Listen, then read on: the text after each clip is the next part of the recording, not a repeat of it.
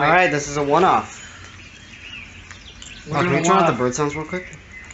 Alexa, stop. There's numerous guilds in the city.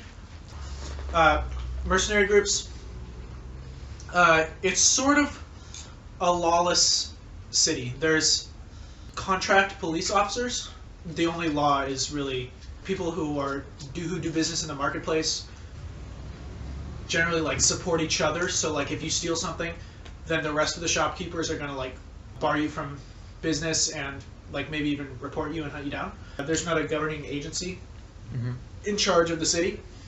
So, what do you imagine you guys are up to on this day? Well, I think it's proper to introduce ourselves. I'm Freedom Riley. I'm playing Lycus. He's a Dragonborn monk. And I'm here with my boy, I'm Hyde. I'm playing Bast, who is a tiefling rogue. And I'm Simon. I'm the DM. I would. So, Hyde and I just met. We're ambling around the city. And we're just making conversation at the moment. Make some conversation then.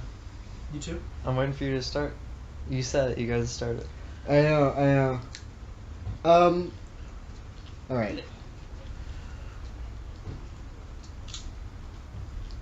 You from around here?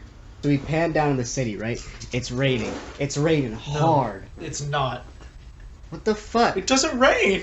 At all? There's, like, very few sources of water. Alright, so we pan down in the city. It's dusting hard. Yeah, sure, there's a dust storm. There's a dust storm going through. Almost no one is on the streets except for me and Hyde. So Bast has just finished stealing shit from the marketplace.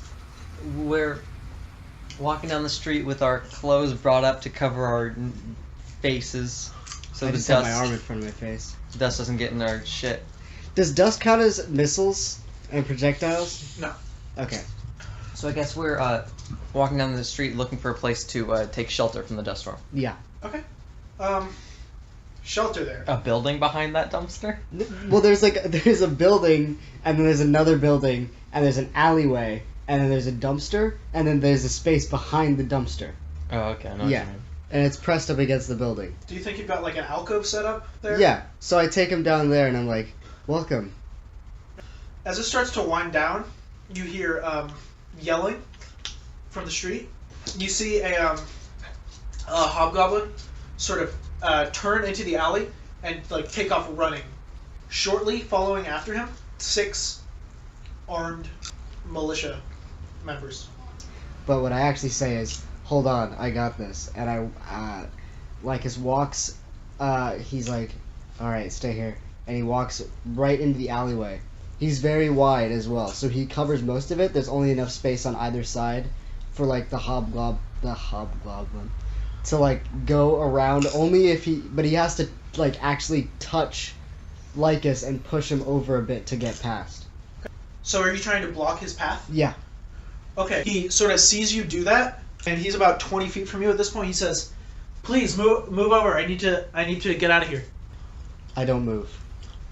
And when he's like running, and I'm guessing he would try and stop in front of me to ask, or would he just keep running? He was yelling that at you while he was running. Alright, so I slowly start walking forwards, and I hold out a hand, and he just, like, runs right into it, and I grab him by the throat. Hey, what are you running from? These people are trying to kill me. Explain or I'll kill you right here. I was a member of the... We need to go. Can I explain to you on the way? I'm already an outlaw. I have no problem helping this guy with his crime. I guess we're going. Alright, you guys are running? Yeah. Alright. While you're running, he says... I'm still holding him. I know. My name is Jor Liddell.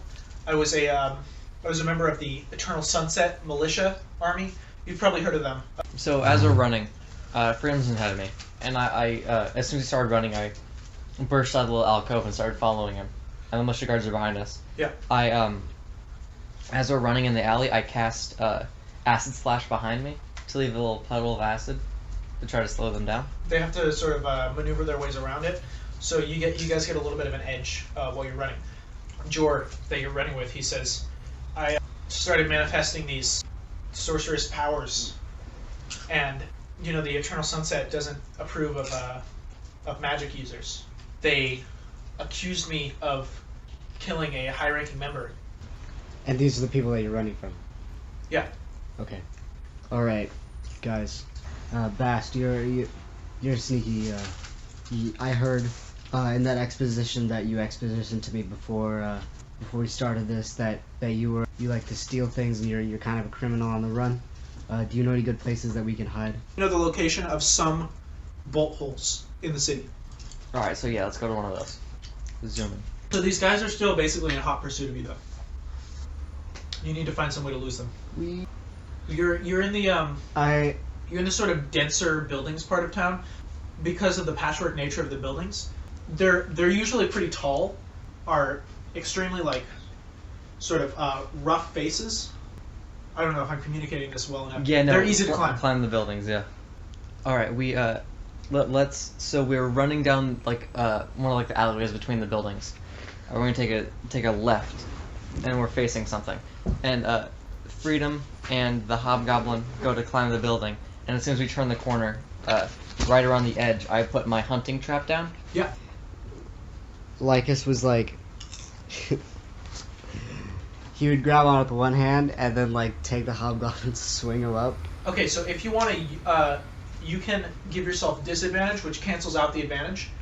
If you want to give him a bonus that would let him come up with you. Yeah, so basically just swinging him around and then having him grab onto something else. Yes. Okay. And then so you're gonna get an extra proficiency bonus on your roll, and if you succeed, then you both get up. Okay. If you fail, then neither do you get up. Okay, you made it. Nice. You're climbing up. You make it a couple stories up a sort of short building, and you're on the rooftops now. So from up here, Hyde, I'm gonna have you make another survival roll. You know the general direction of a bolt hole from here. You hear some yelling from down below as the people encounter your trap, but I assume you guys are already running across the rooftops. After a few minutes, about 15 minutes of running and chasing across the rooftops, you don't see the people following you, and you make it to the bolt hole. It's an alley. There's a long staircase down into a sort of basement area, and a locked door. Hyde, you knock on the door. The thieves' cant code that means guest, and the eye hole thing slides open. And in thieves' cant, the guy says, "Who are you? What do you want?" Freedom, what you hear is in common this guy asking about eggs and bread. I go 4 of each, please, which of course, as we know, as us thieves know, means we're on the run and we need a place to hide. The guy says, again in thieves' cant, well, there's been a sort of a change in Thieves Guild leadership, so your favors aren't going to last you, and you're going to have to pony up some money. And Freedom has more money than me. What? We need money. Oh yeah, how much money do we need? He's asking for 25 gold pieces. I have 25 gold pieces. I have exactly 25 gold pieces, so I'm glad you're paying. He lets you into this bolt hole. There's thieves inside. There's this guy who's a sort of a lanky, kind of brusque human who doesn't seem all that interested in talking. There's an elf, and she's softly chanting to herself. She's friendly, but she seems kind of aloof. There's an orc who's kind of he's got a dagger, but you can see he's destroying this training gun. As we're walking through, I kind of stand up straighter than I was and just look ahead, not making very clear to see people but not make eye contact with anybody. And then, alright, then we go and sit by one of the tables, and I sit with my table against a wall. So there's the circular table and then the 3 seats, and then I'm the one with my back to the wall. Jor sits down with you guys. Says, "Oh my gosh, thank you. My mother is one of the high-ranking officials in the Eternal Sunset. I've been telling her about these dreams I've been having for a while, but she's been pressuring me. She's been saying that it's stress, it's not real, that these dreams of fire and blood that I'm having are just a result of hardening up for the war. But I'm serious. It's got so bad, something exploded within me, and I exploded. My bedroom caught fire. I was able to put it out in time, but somebody lit a fire in the rest of the building, and my mother's best friend, another general in the army, died in this fire. You're saying you've been framed? I think I have. Can I make liberal use of the spell Detect Magic? You can. Okay, so you're using your detect magic, and you see like this aura around him, right? Mhm. It's intense and fiery, right? You also notice something when you turn on your detect magic that you didn't notice before. He has blue flecks all across his skin, which is not something that's normal for a hobgoblin. Mm-hmm. Are they in his skin, like freckles, or are they like poking out? They're sort of like freckles, Okay. but they're forming sort of half runes, runic shapes. Can I do some sort of check to see if I know what that is? You've never seen these symbols before. Is it common, but just like really messy? No. Okay. That's really weird. What's happening to your body? Do you have any idea what it is? I'm able to, and he sort of creates like a really small fire in his hands. I'm able to control and project flames from Can my you body. read it? What? Can you read it? What? The runes. But, he looks at his, like, he pulls back his fur and he's like, how did you see that?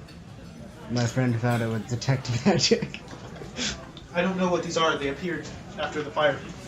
They say that the witch hunters in the Eternal Sunset are saying that it's the mark of a witch, but I don't know.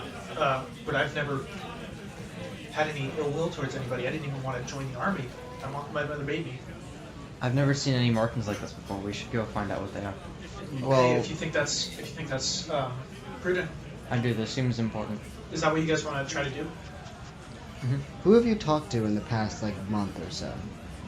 Past month, the other members of my unit, my mother's friend who died, Silmarin. Where have you been sleeping? That's a good question. I've been taking moments in alleyways. They had me in a jail for a few hours, but I was able to get out. I mean, where have you been sleeping prior to this magical awakening? I've been sleeping in one of our encampments. Do you sleep with someone else, or are you sleeping alone? I sleep in a room on my own. What are the buildings around that?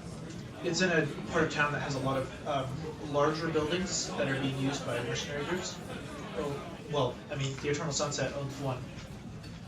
Do you know if any of these mercenary groups allow magic users? As far as I know, we're one of the only ones that exclude. Do you have any rival mercenary groups? That's all. That's all business. It's our motto, and we're not paid to. We want to attack each other. Do you think that any of your organization's recent battles could have made anyone want to do this? We've been in a slow spot. We were almost contracted by the dwarves of the Shatterhand Mountains. They're really far away, so we didn't find it prudent to. So we've been organizing a party to go tell them what. Well, it's like an intimidation thing that we do. We don't like to be preparing for a long form engagement and then have it taken away from us. So we were planning on going and raiding their strongholds to teach them a lesson. Well, for now, we should probably find out what these runes are. I might know someone in the city that might know what these runes are. There's this group in the city that is kind of altruistic, and they're generally composed of monks and spellcasters. They're kind of a sagely group that believe in the preservation and dissemination of knowledge. And you think that if anybody in the city might know what these runes mean, then it's probably them. You're good with stealth as well, so you're mind a route to get to these guys. Yeah, you managed to find one that you think is safe, that will lead you to where these monks study. Their central building, I guess. So as you're approaching, Jor says to you, we're getting kind of close to the neighborhood actually that the Eternal Sunset is based in. So. Alright, yeah, let's just keep going. Okay, you make it there with little incident, right? The monks at the front greet you gently. They say, all are welcome within these halls. We'd like to know more about these strange markings on our friend. Are you still at the door? Talking to these guys? No, we've walked inside. This guy, he says, may I see?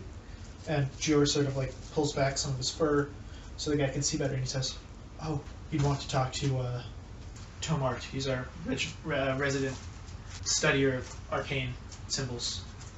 He leads you upstairs to this hall of large kind of offices, kind of like communal spaces. And he leads you to one near the back where this old man with a cropped beard and a sort of broken nose is sitting. Right? He looks at you, and you notice that one of his eyes is kind of milky and glazed over. What's wrong with your eye? It's charming to see such bluntness in the young men of today. How does he know I'm a young man? I jacked off too much. I was a Young I was boy. very When my father took me into the city. I was a trusting young man, and I made friends with a group that I shouldn't have, and it cost me dearly. I really don't know what that feels like. Your eye's really weird, man. It's really making me uncomfortable. It was really making me Could you uncomfortable. cover it? Yes, he sort of like reaches into his pack and spreads an eye patch over it, and he says, "I hope this increases your." What if he does? Lycus, his tongue is way too big to fit in his mouth, so it just like is always hanging all the way down. Yeah. And because he leans down, it's like down to his waist. Yeah, he puts it over his eye and he says, "So what can I help you with?" Our friend here. Wait a second, does your weird eye see like runes? Can you see the future? The eye, the glass eye I have in, yes, it allows me, it is my arcane focus. It lets me channel my divination magic, which I study. Thank God you're a monk, or you'd probably be mad by now. I use my mage hand and I poke him.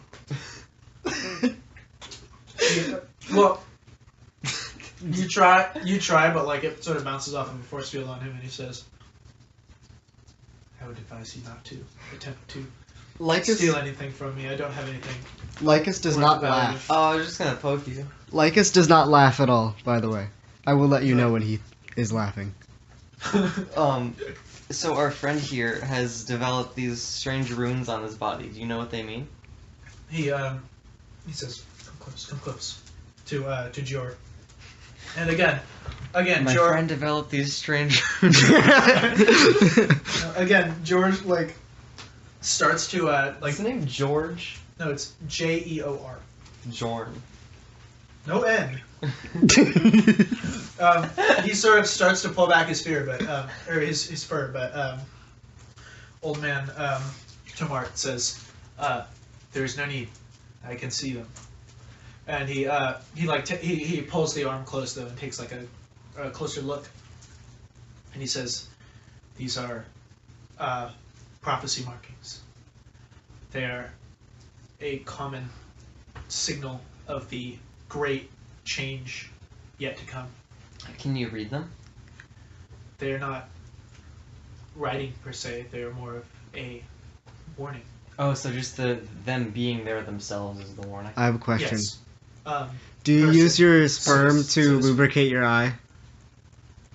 Do you take it out when you sleep? Take one. Your glass eye. The only thing we've been talking. No, I do not. You take it out when you sleep? What the fuck? What the fuck are You were talking about him jacking off. No, the jacking off is just a means to an end. No. Oh, says- Monk's getting mad. Oh wow, look at Mr. Did Monk. we hurt your fifis? Yeah, I bet it feels really fucking terrible to have a glass eye that can see runic energy and shit. Really fucking sucks of them to do that to you. Tomart. Oh. If that's how you choose to show devotion to her.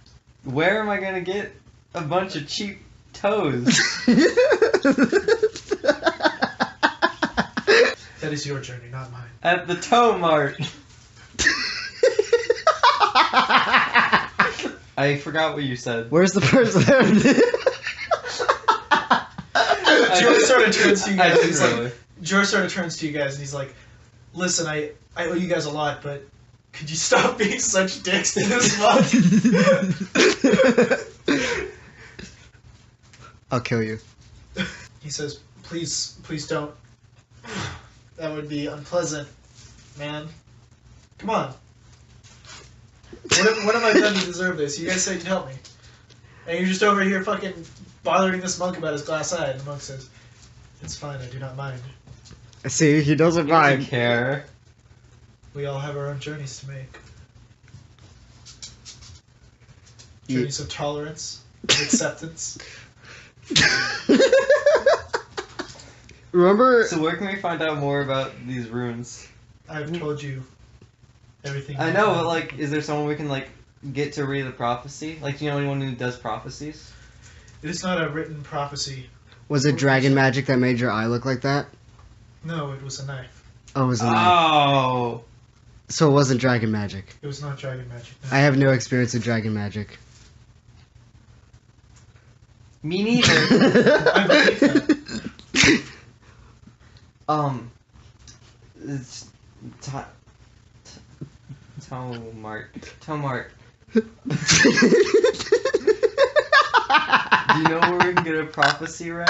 Not this one, but just like a person's prophecy, like their destiny told, like a fortune teller. Like Bleh. a studier of the art of divination, I could conceivably Bleh.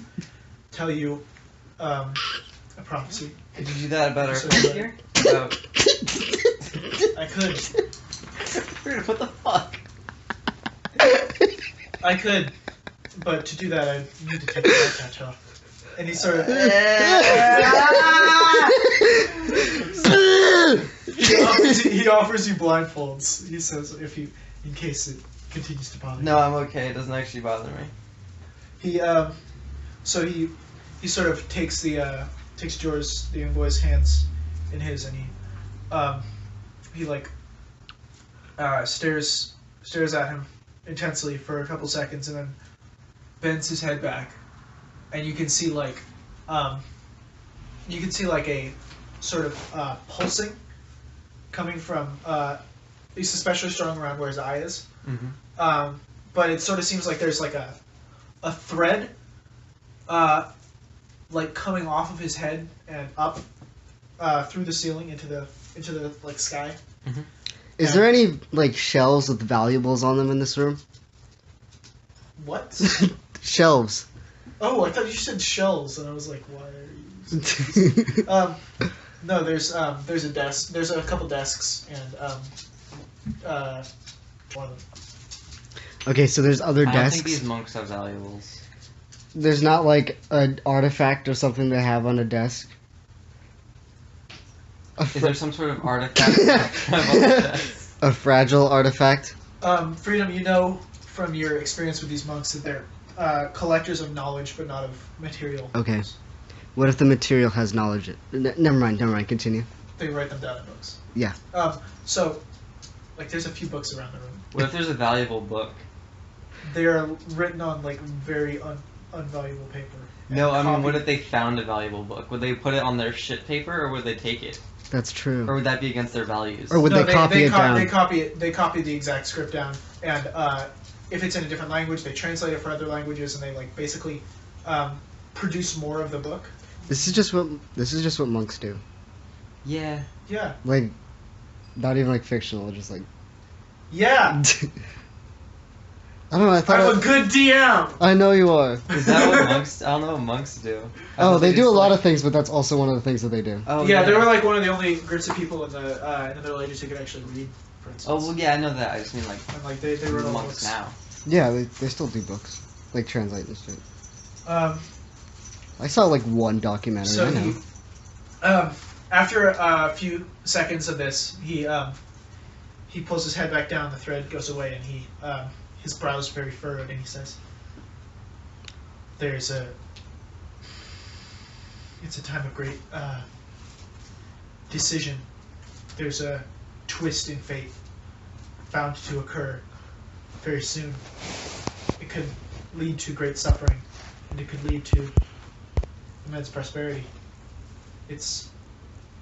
But it is all dependent on the actions and experiences of the people surrounding this young man.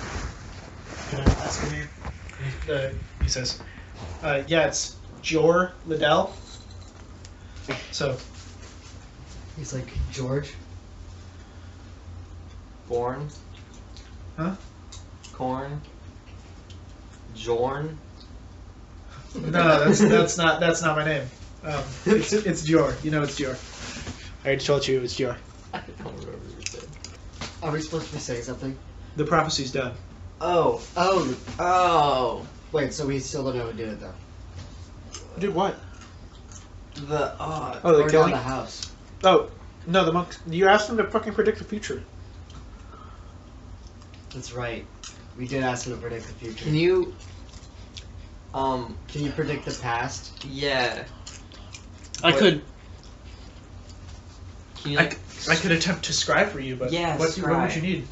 There was a house that burned down recently. Do you know anything about it? In the where? Here. Over there. And Jor says he's Jordan knows where it is. the one of the rooms, two of the rooms actually, but we're concentrating on the one that doesn't involve me. What if In it the- was completely Jor's fault? I don't feel like it couldn't... Or, like, I feel like that's definitely a possibility. One of the rooms in the. Thanks for the vote of confidence, by the way, guys. You fucking exploded. You don't know what kind of fires you set. It's magic. She was across the floor from me, Well, how do I know that you can like the teleport floor of the fire? building, the Yeah. story of the building. How can you just... we don't know what your powers are capable of. You're right. I'm not saying that nobody. you did it. I don't want to rule out any possibilities until we're sure. Well, let's ask the man who knows. And again, Tomar sort of turns his head a little bit, but this time he's pointing it a little bit to his left, and you see another thread, like another pulsing thread, but it's more but it's not going up anymore. It's going out of the room towards where he's looking, right? And The future is up higher than we are now. he Dude, if there was a psychic in Sacramento from like a while ago, she would say that. She'd be like, the future is higher than we are now. If there was a psychic here, she'd be fucked because all the future where she was would be underground. he says